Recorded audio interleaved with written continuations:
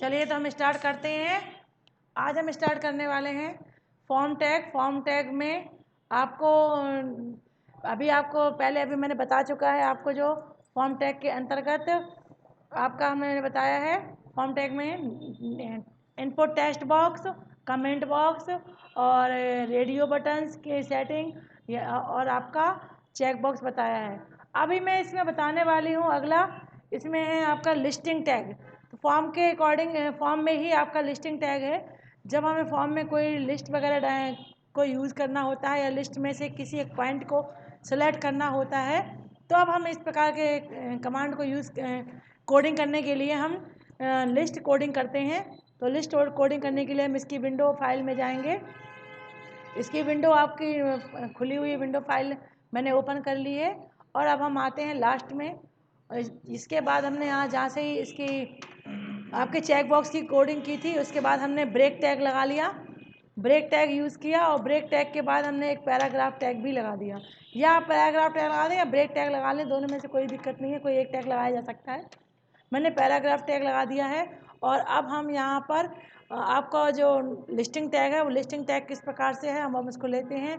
पहले हमारी सारी चीज़ें वही रहेंगी, फॉर्म मेथड, एक्शन वगैरह, और जो भी मतलब आईडी से हम एक्शन देते हैं वो वैल्यू भी देंगे।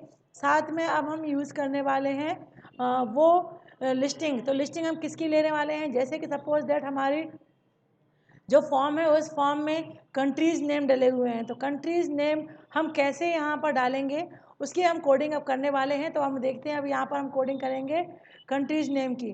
तो हमें क्या करना है, सिलेक्ट नेम, हमें नाम है उसका SELECT,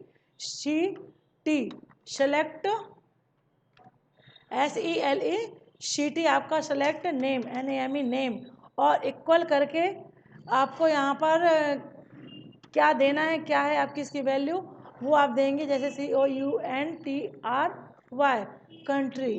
तो कंट्री हम CONTRY हम यहाँ इसके बाद पैराग्राफ के पहले हम उसकी टॉप वो भी डालेंगे कंट्रीज़ नेम, ताकि टाइटल मिल जाए आपको COUNTRY country name NAME country name. और इस प्रकार से हम इसको पूरा देंगे और साथ में BR टैग लगा देंगे ताकि ये लिस्टिंग जो है हमारी वो नीचे से आ जाए। इस प्रकार से हम इसका यूज़ करेंगे। और यहाँ पर जो हमने टैग लिया हुआ है सेलेक्ट नेम और कंट्री ली हुई है उसकी वैल्यू, बस हमें इतना ही करना है। और साथ में ये बताना है कि हमें कितनी कंट्रीज़ की लिस्ट बनानी है, यानी कि हमें यहाँ पर साइज़ भी देना है। तो साइज़ इक्वल, और यहाँ पर हम साइज़ दे देंगे, साइज़ कितनी हमें कंट्रीज़ हम यहाँ पर इंक्लूड करने वाले हैं, हम यहाँ 7 कंट्रीज़ को इंक्लूड करने वाले हैं। अब हम यहाँ पर जैसे हमने इनको इंक्लूड किया है, अब हम यहाँ पर नीचे से इस प्रकार से हम इसको अगला लिखेंगे, ऑप्शन कहलाएंगे। अब वो जिसके इसके अंदर लिस्ट रहेगी, लिस्ट में जो नाम आएंगे वो ऑप्शन के अकॉर्डिंग आएंगे, OPTION, option value VALUE, option value equal करके। और अब आप कंट्री का नाम देते जाएंगे INDIA इंडिया। और इसके बाद अगर हम चाहते हैं कि कोई एक हमारी कंट्री सिलेक्ट दिखाई देती रहे, तो SELECTED फर्स्ट जो है वो आपकी सिलेक्टेड बनी रहेगी। और इस प्रकार से हम यहाँ पर उस लिस्ट में जो इंडिया नाम से हमें शामिल करना है वो हमें बाहर भी लिखना होता है, और इस तरीके से हमने इसको लिख दिया। अब हमें सेम यही सारी चीज़ें बार बार करनी है जब तक हमने 7 टाइम पूरा नहीं करना। OPTION ऑप्शन वैल्यू और इक्वल करके आपको दूसरी कंट्री का नाम, जैसे पाकिस्तान हमने नाम दे दिया। और इसके बाद इसे हम सेलेक्ट नहीं करेंगे क्योंकि हमें कोई एक ही पॉइंट सेलेक्ट करके रखना है। अब हमें सीधा बाहर ही लिखना है पाकिस्तान। इस तरीके से हमने लिख दिया है। और अगला ऑप्शन यानी कि नेक्स्ट पॉइंट अब हम लिखेंगे OPTION ऑप्शन इक्वल। और आपको अगला जो ऑप्शन के बाद वैल्यू लिखना है, value VALUE value equal double quotation पर कंट्रीज़ का नेम लिखना है, जैसे हमने नेपाल लिख दिया है। अब नेपाल के बाद इसी को हम पहले बाहर भी इंट्रोड्यूस कराएंगे NEPAL एल। और इस तरीके से हमने 3 ले लेते हैं। 7 हम बता रहे हैं कि आपको 7 लग सकते हैं। इसी प्रकार से हम करते जाएंगे और कंप्लीट करने के बाद सेलेक्ट को हम यहाँ पर बंद कर देंगे। अब जैसे आपको टेक्स्ट एरिया वगैरह बंद किया है आपने, इसी प्रकार से हम यहाँ पर सेलेक्ट को बंद करेंगे।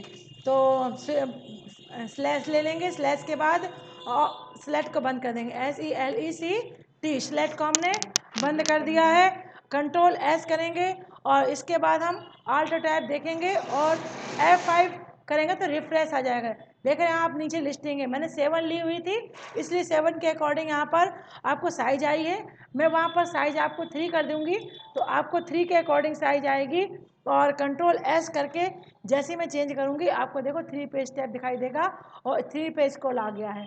1 और ऐसे वैसे फर्स्ट को लेंगे तो फर्स्ट आ जाएगी, सेकंड को लेंगे सेकंड आ जाएगी, थर्ड को लेंगे थर्ड आ जाएगी। इस प्रकार से हम यहाँ पर ले सकते हैं। और अगर हम चाहते हैं कि हमारे यहाँ पर 1 ही दिखाई दे और लिस्टिंग कंप्लीट बनी रहे तो control S alt tab F5। अब आपको 1 दिखाई देगी और लेकिन जैसे ही आप एरो को क्लिक करेंगे तो पूरी लिस्टिंग आपकी ओपन हो जाएगी। इसमें से जिसको भी चाहेंगे उसे क्लिक करेंगे और वो आपको दिखाई देगी। इस प्रकार से मैंने आपको यहाँ पर जो टैग बता दिया है उसे आप यूज़ कर सकते हैं अपने फॉर्म बनाते समय, फॉर्म में लिस्टिंग देते समय। और इस तरह से कंप्लीट हुआ और हम वापस जाएंगे अपने कंप्लीट। Thank you.